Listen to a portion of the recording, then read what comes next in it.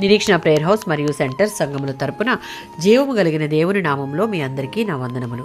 ఈ దినపు దేవుని మాట 2 కొరింథీయులకు రాసిన పత్రిక 6వ అధ్యాయం 16వ వచనం. మనము జీవము గల దేవుని ఆలయమై ఉన్నాము.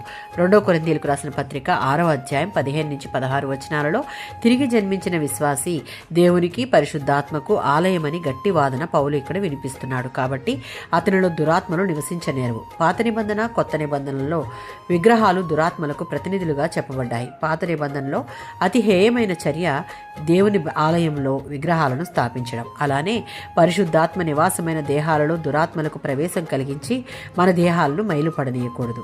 1 కొరింథీయులకు రాసిన పత్రిక 3వ అధ్యాయం 16వ వచనం. వ్యక్తిగతంగాను సమూహంగాను కూడా క్రీస్తు విశ్వాసులు దేవుని ఆలయం. దేవాలయం అంటే ఆరాధన జరిగే స్థలం మరియు దేవునికి అర్పణలు చెల్లించే స్థలం, దేవుని సన్నిధి నిలిచి ఉండే స్థలం. దేవునికి ఇప్పుడు భూమిపై ఉన్న ఆలయం విశ్వాసులు మాత్రమే.